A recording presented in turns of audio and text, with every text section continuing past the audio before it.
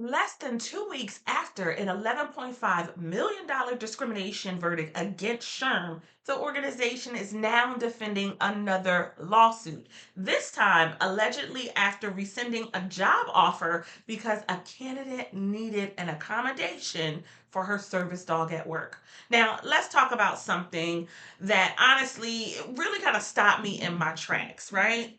SHRM is the largest HR professional organization in the country, and yet they're facing another discrimination lawsuit. This one involves the ADA. According to the lawsuit, a woman was offered a job at SHRM. She disclosed that she was diabetic and uses a medical service dog that can detect dangerous blood sugar changes faster than her glucose monitor. Now, after that disclosure, the offer was allegedly revoked. Now, SHRM says that they complied with the ADA and they offered what they believe was a reasonable accommodation. The employee says the accommodation offered was not sufficient and that the real issue was the service dog. Now, this case is still unfolding, but it is one that I'm going to continue to watch for you, and I will be sharing updates. And here's why it hits differently for me. Remember, this lawsuit was filed less than 2 weeks after SHRM was ordered to pay $11.5 million in a separate race discrimination and retaliation case.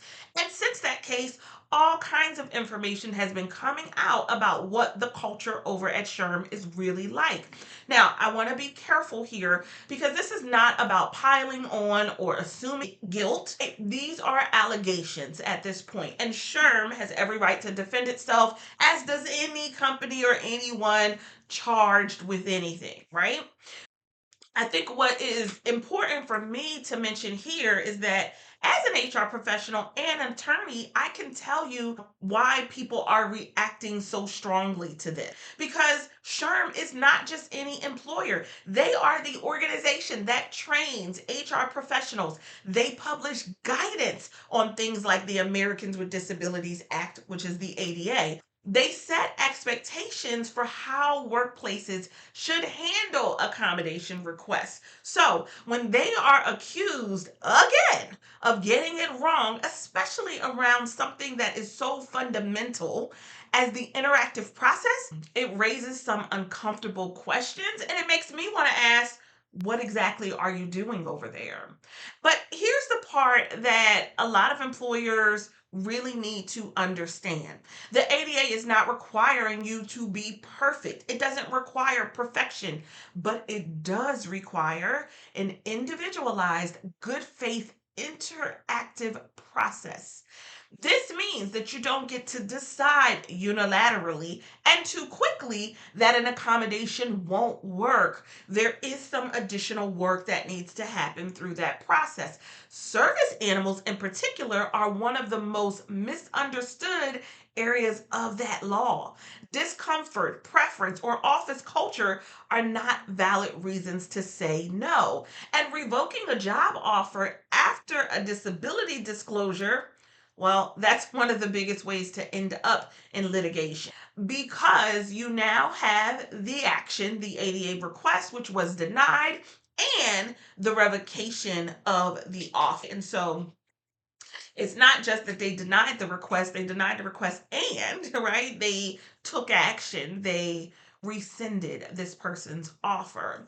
And timing plays an important role here, right? When organizations, especially ones that just had recent verdicts involving discrimination and retaliation, every new decision should be scrutinized more.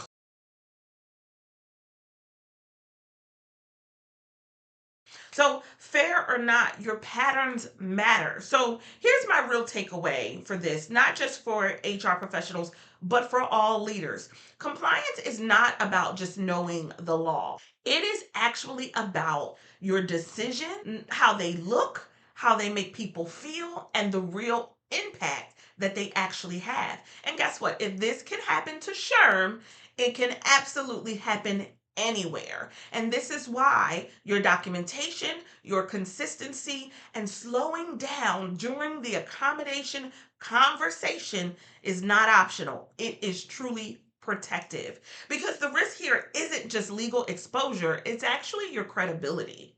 So, if stories like this make you pause and think, wait, would I even know how to handle that? This is exactly why I created my Ask HR email series. You can submit your real workplace questions and get practical, legally grounded guidance delivered straight to your inbox before a situation actually turns into something that you didn't even expect. I'm going to drop the link, sign up in the description below. Please feel free to check it out. It is absolutely free to sign up and get real guidance Out delivered of to your losing inbox. and turns Until next every time, I hope you experience have into an progress. amazing, amazing day.